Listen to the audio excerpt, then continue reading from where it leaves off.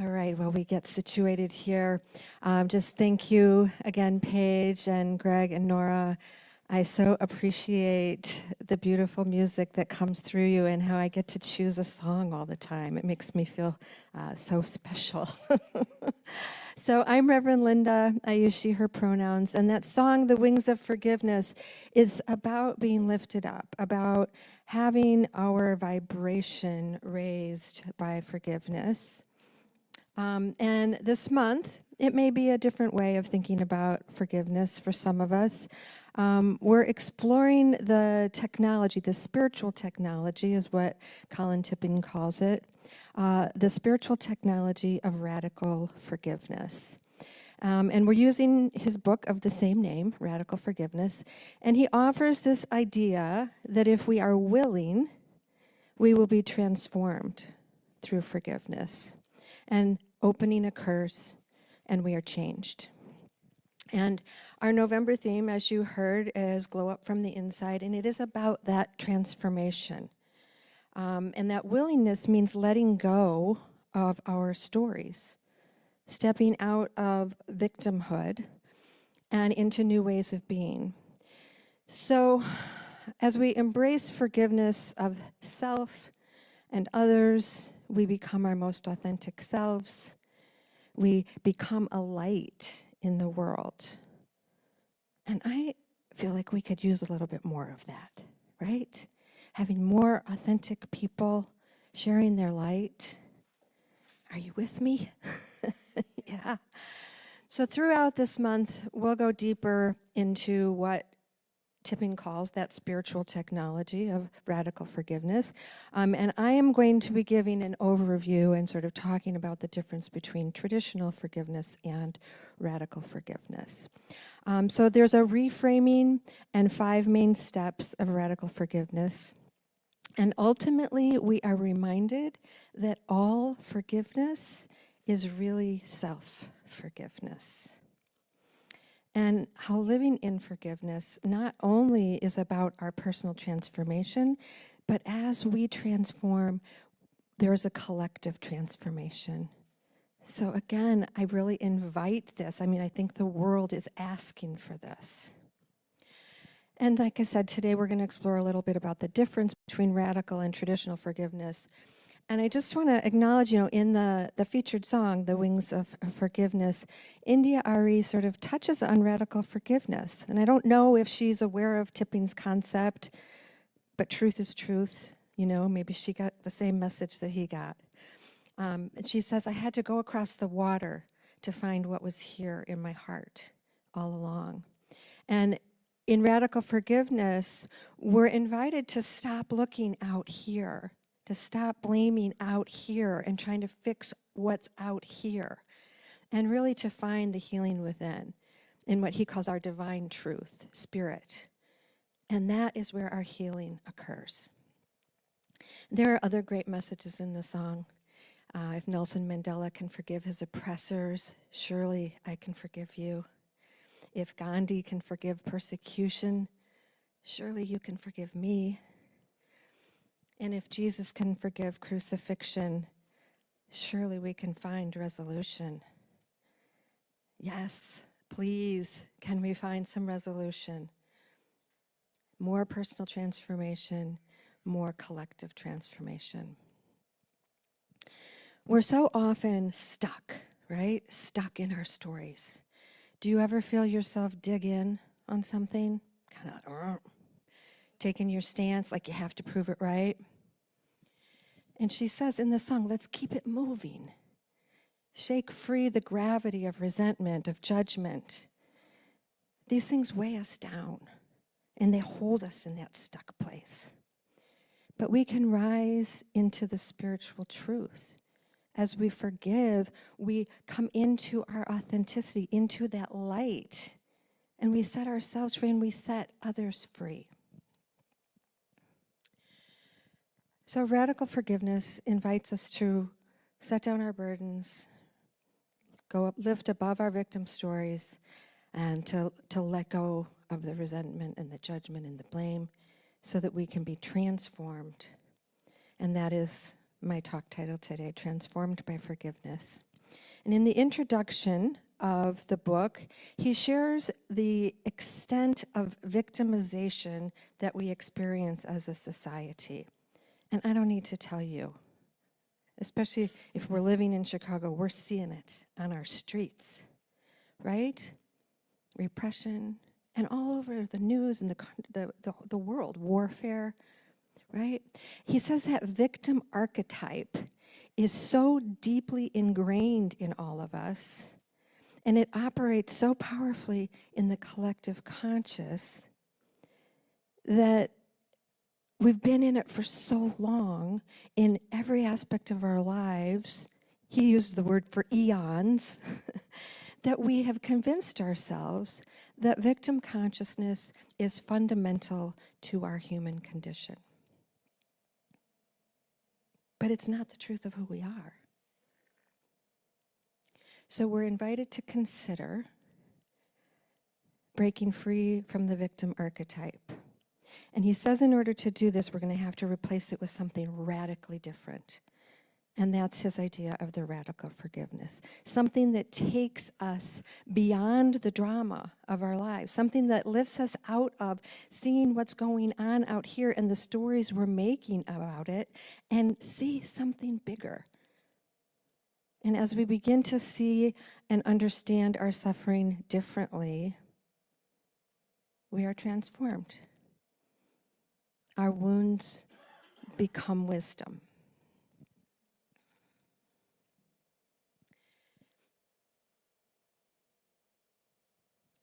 And we can reframe to see that the very thing that hurts me becomes the source of my growth and awakening. Let's pause. Take a breath. So I'll take a breath.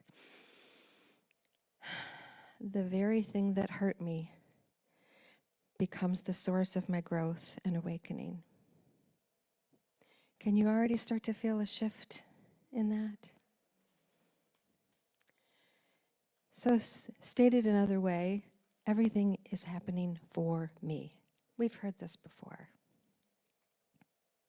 And when we let this have its way with us, we are transformed. We move from being victims to creators. Now, I'm sure you've all heard that phrase, do you want to be right or do you want to be happy? Well, tipping has a little variation. You must choose whether to heal and grow or to be right. So do you want to be right or do you want to heal and grow? When we're stuck in the story, when we're gripping on the I'm right, you're wrong, we miss the opportunity for the healing. And in the song she says, I spent so much time trying to be right that I was dead wrong. Anybody in here ever find themselves so committed to being right and they know they just messed everything up because of it? So conscious leadership work teaches us that if you're in that mode, if you're in the I'm right, you're wrong thinking, that you're in the drama triangle, in the victim, villain, hero triangle. If you need to be right, there is something else going on there. If you take the example of 2 + 2 = 4, we all kind of know that. I mean, I can even go 2 + 2, it's 4. Pretty basic. So if someone says 2 + 2 = 5, I'm not going to get too bent out of shape about that. I'm just going to figure they must not understand.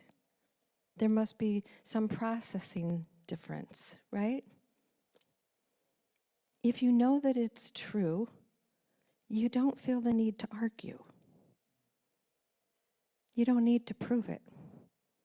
When you feel the need to convince, you may not be convinced yourself. Or something else is running in the background.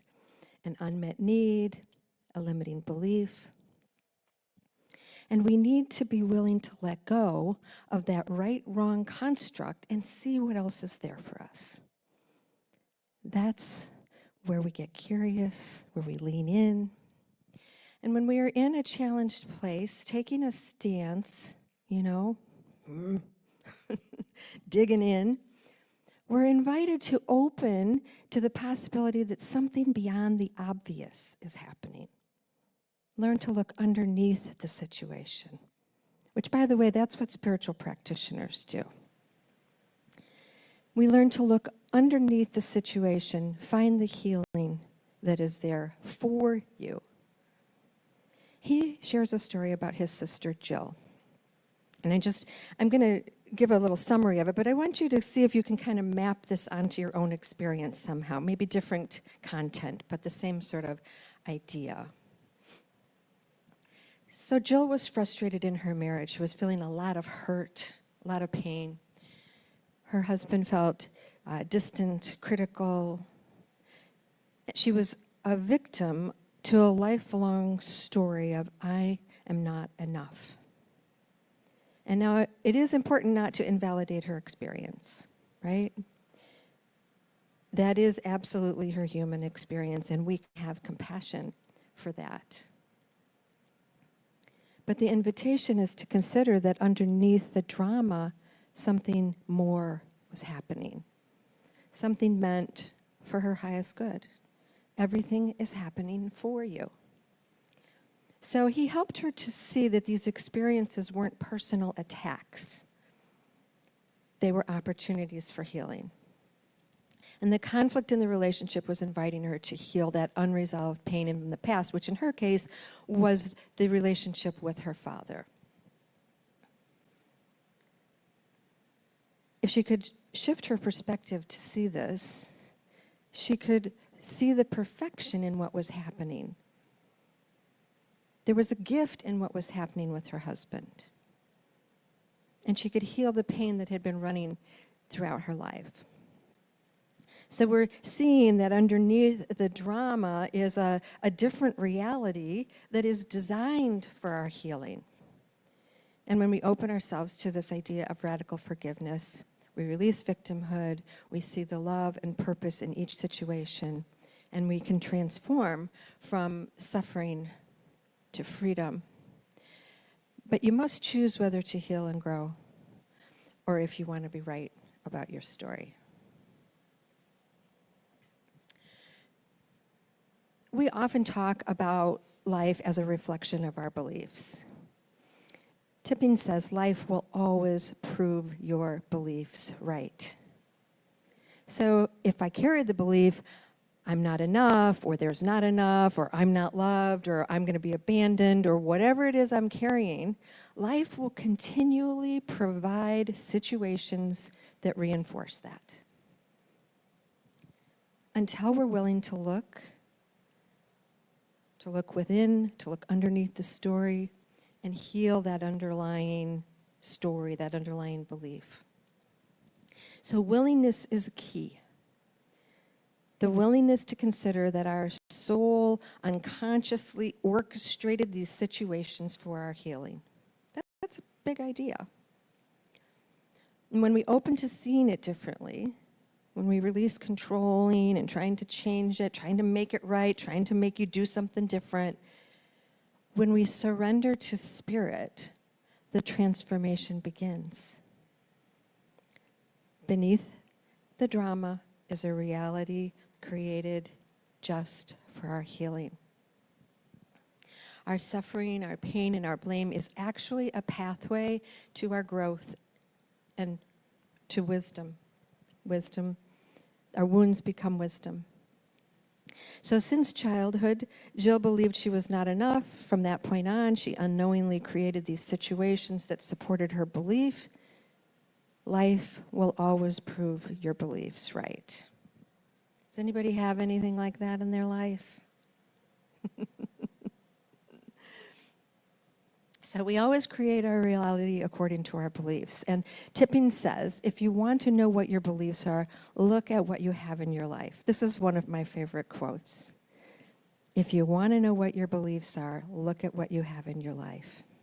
Life always reflects our beliefs. Not to blame yourself. That would be another round of victimizing, right? This is a way of seeing what's so, how we start right here, and from here invite healing and move into a different experience.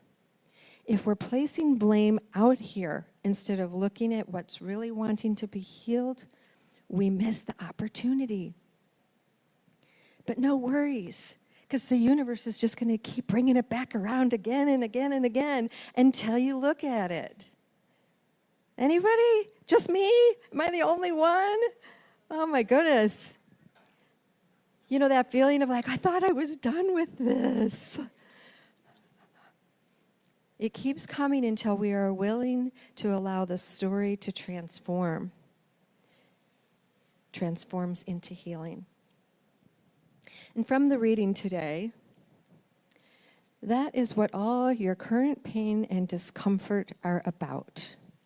This particular pain has arisen many times before in different situations, but because you didn't recognize the opportunity before, it never got healed.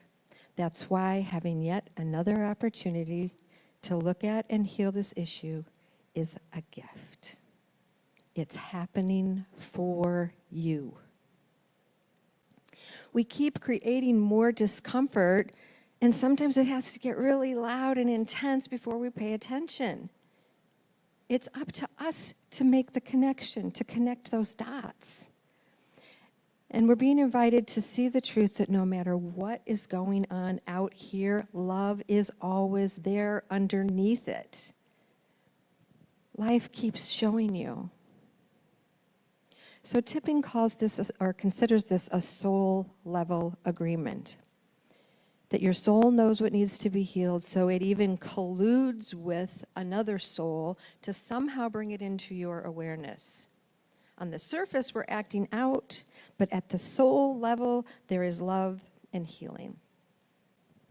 Being willing to consider that this may be true, that there's something else happening, being willing to see the situation differently is the key to your healing.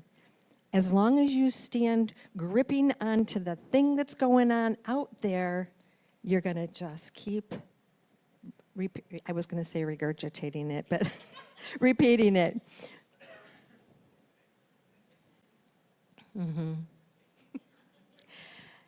If you let in the idea that your soul has lovingly created this situation for you, he says 90% of the healing has already occurred. It's in that willingness, you let go of control, you surrender to God, you don't need to do anything else. He says that the situation will be resolved and the other 10% of your healing will happen automatically. I've experienced this where I have had a shift in my way of viewing something and had that opening, and suddenly none of it meant the same thing anymore. I believe this. And when you see how this works, when you get it, you'll see that you're being supported by the universe, or by God, or by the power and presence of love, or the infinite intelligence that operates in back of all things, whatever you call it. When you let go and surrender, you align with that. You align with God. You align with the power and presence and the power of love. And it has its way with you. You are transformed by it. I always like to bring in a little Ernest Holmes, since we are a Center for Spiritual Living, and this is our foundational teaching is Science of Mind, Religious Science with Ernest Holmes. So for folks who are new, this is from Ernest Holmes in the 365 Science of Mind. It is only when we have completely forgiven others that we can get a clearance in our own minds, for we are judged by the judgment with which we judge. If we criticize, condemn, and censor, these are the attitudes that occupy our thinking. They will not only reflect themselves outwardly, they will also reflect themselves inwardly. We are judged by the judgment with which we judge. And it will reflect out here and in here. When we're seeing through the filter of our judgment, everything we see will reflect that judgment back to us. It's up to us to be willing to see it differently, to release the judgment and the resentment, and to have a different experience. Another Ernest Holmes from 365 Science of Mind. Not only should we forgive others, but we should equally forgive ourselves. Until we release all of our own previous mistakes and failures, pain and suffering, we shall merely be monotonously repeating them today. A great deal of our trouble, both mental and physical, is built on an unconscious sense of rejection and guilt. Our trouble is built on an unconscious sense of rejection and guilt. And until we release it, we monotonously repeat it. The universe keeps giving you new opportunities. It comes around again and again, and you choose whether to heal and grow or to stay stuck in your story, stuck in your suffering, or to free yourself and everyone else from your drama. So it might be hard to read. I did a screenshot of the Kindle version of the book. I just wanted to go through a little bit of the distinctions between traditional forgiveness and radical forgiveness. Traditional forgiveness is based in the world of humanity and ego. Radical forgiveness is in the world of divine truth or spirit. Traditional forgiveness, low vibratory rate. Radical forgiveness, high vibratory rate. I'm just going to read through the left side and the right side. Something wrong happened versus judgment and blame free. Past time orientation versus present time orientation. I need to figure it all out versus surrendering to what is as it is.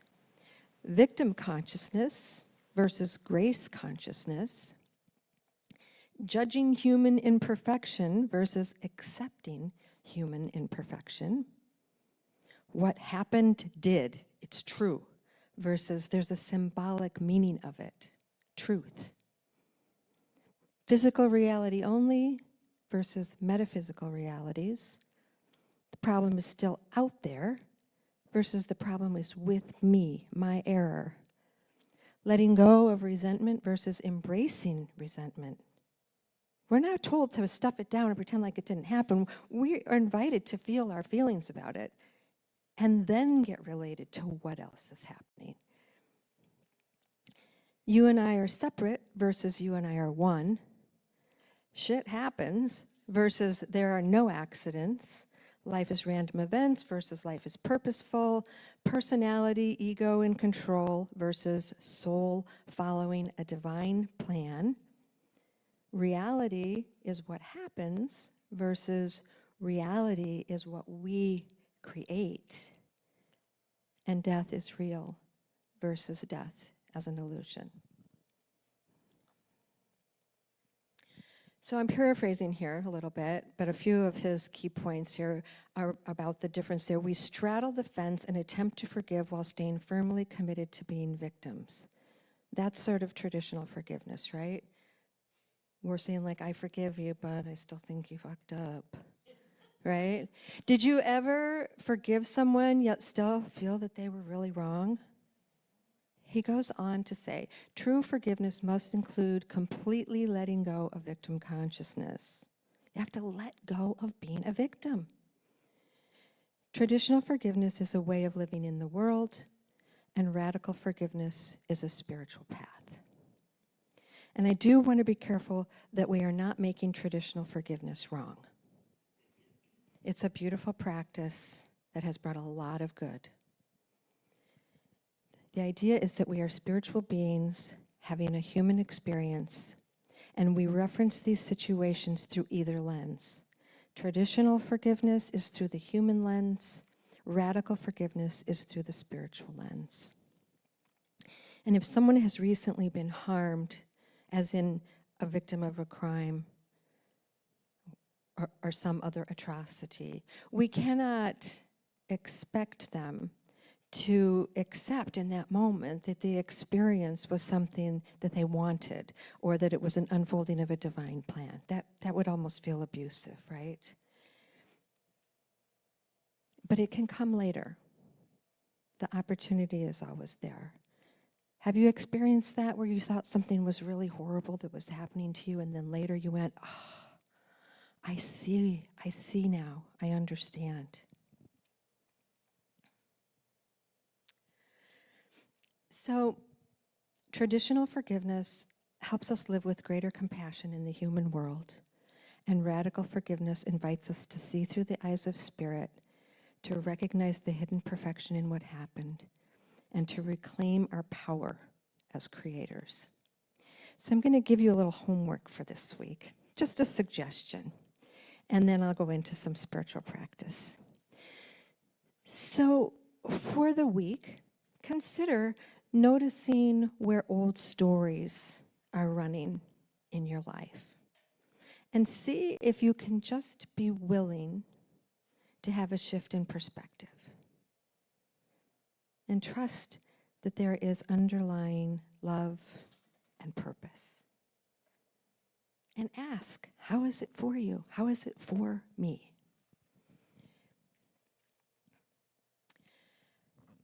So I'm going to read this one time, and then I'm going to invite you to read it through with me a couple of times. So take a breath. I'll read it once first. The very thing that hurt me becomes the source of my growth and awakening. Now read it with me 3 times. The very thing that hurt me becomes the source of my growth and awakening.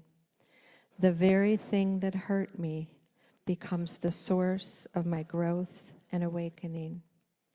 The very thing that hurt me becomes the source of my growth and awakening. And I'm going to take that into some practice here. So staying in that awareness of the possibility that there is something else going on underneath, that there is love always present, and that it is colluding on your behalf, wanting to bring this information forward for you, to support you in healing, to support you in stepping fully into who you are here to be. The very thing that hurt me becomes the source of my growth and awakening. So I just invite you to reflect on what's coming up for you. Particular situation, recurring themes. It's not an intellectual process. Allow insights, allow wisdom to come to you.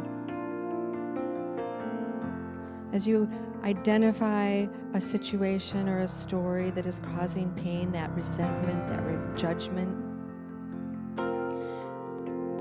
try to notice the story that you're telling yourself about it, how it is full of blame or keeps you in victim role.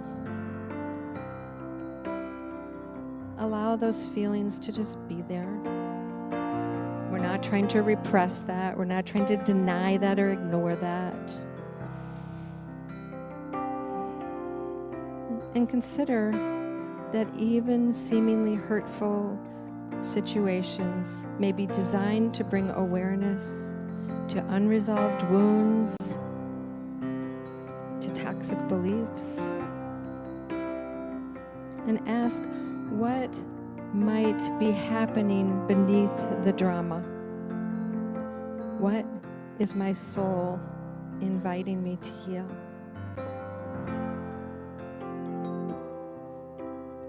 Open to the idea that life reflects your beliefs, not just external circumstances. See if you can shift from this is happening to me to this is an opportunity for my healing and growth.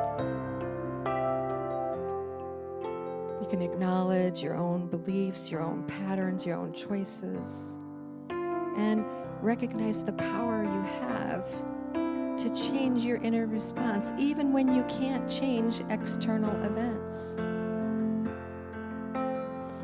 You just need to be willing to let go of resentment, judgment, and the need to be right.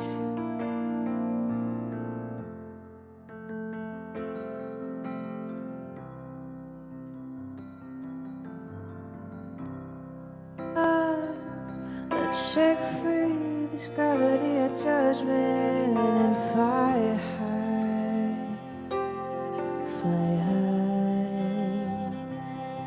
Keep it moving. Let's shake free from this gravity and fly high on the wings of forgiveness, 'cause you're only human. Let's shake free from this gravity of judgment and fly high, fly high. Let's keep it moving.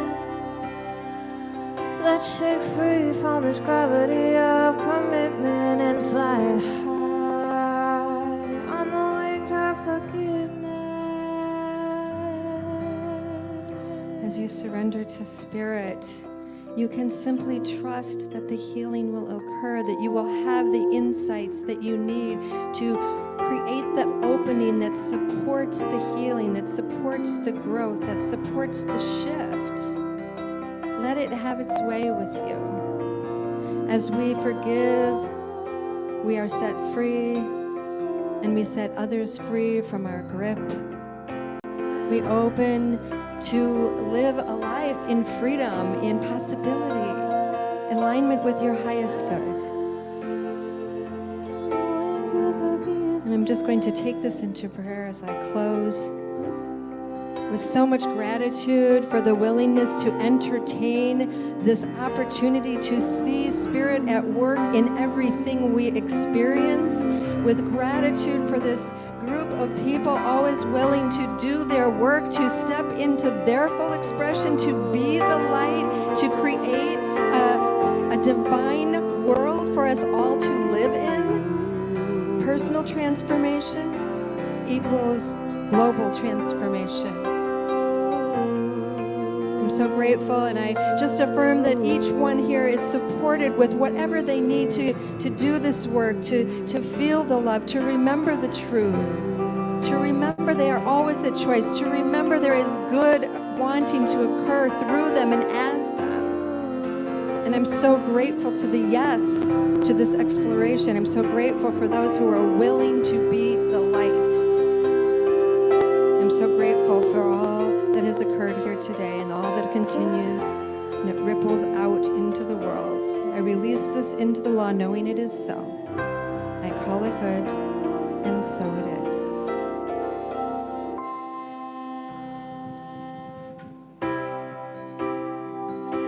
Thank you, Reverend Linda.